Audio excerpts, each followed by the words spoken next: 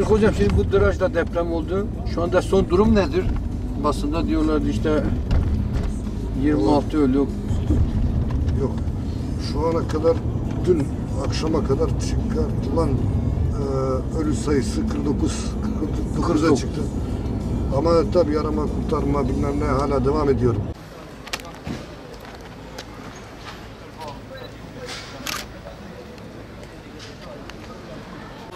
Haydi.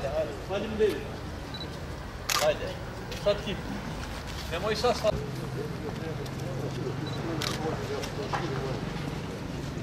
Sen bir gene canlı yapmayıp Tekrar da beyaz bir tane boya gel. Yer çok yeri bulur.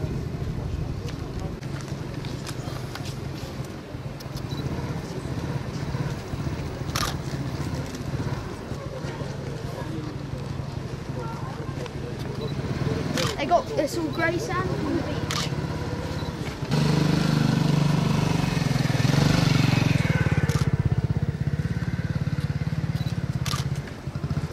Arnavutlu'nun Dıraj bölgesindeyiz. Dıraj, Arnavut'un başkenti Tiran'a yakın bir mesafede. Zaten deprem üstünün merkezi de yaklaşık buradan 10 kilometre ötesidir. Bugün Avrupa Yetim Eli olarak geldik. Hükümet bugün bütün çadırları kaldırdı. Şu anda evsiz kalanlar okullarda. Bir kış dönemidir ve biz de Avrupa Yetim Eli olarak şükürler olsun acil yardımlarımızı getirdik.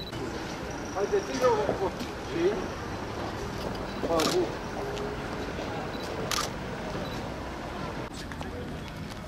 Güzel resim çekecek.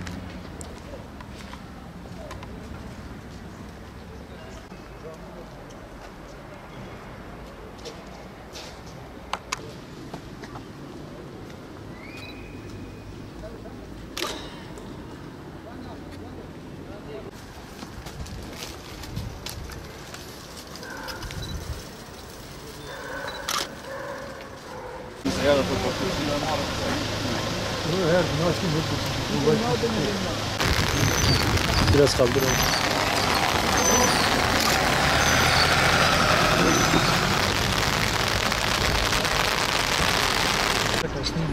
Tamam. Devam edin ha.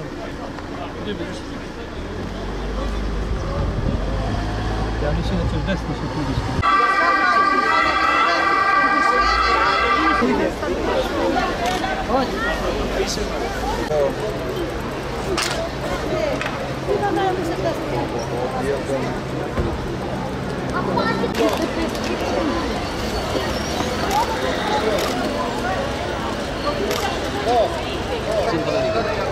Kuşu korsan. Yine fikri yapsın.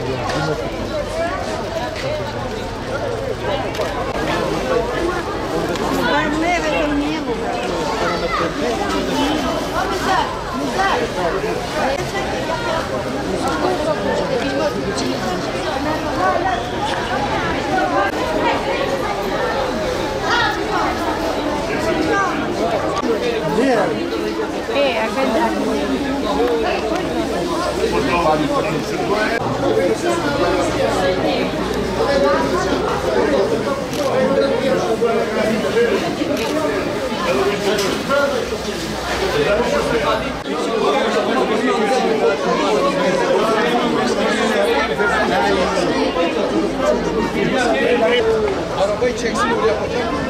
Sıraya koyalım verelim.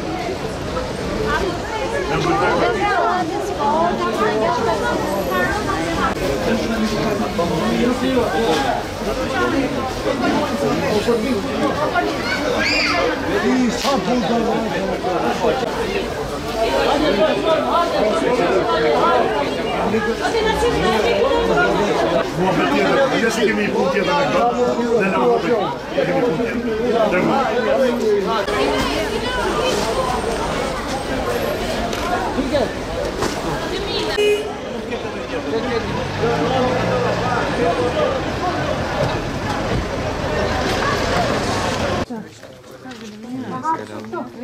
Sí, mía, Z. Mía.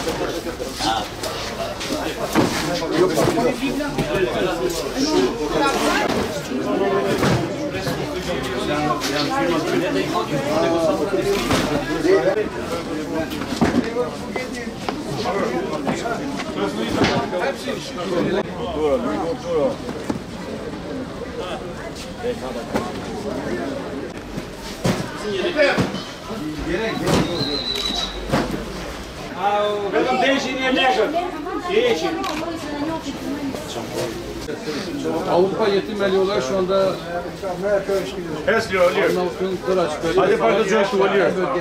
Bütün çadırlar kaldırdılar. Şimdi toplama merkezlerindeler.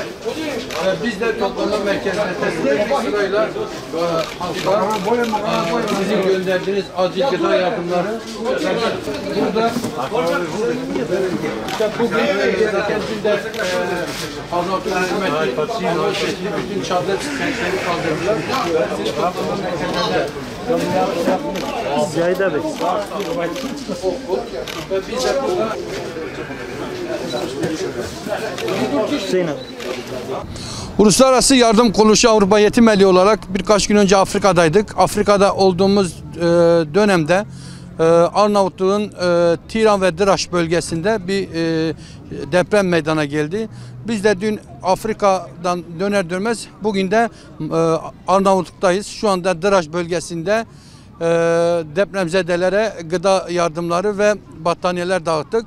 Tabi burada 49 ölü ve binlerce yaralı var. Ayrıyeten 1000 binanın üzerinde yıkım olduğu tespitler yapılmış.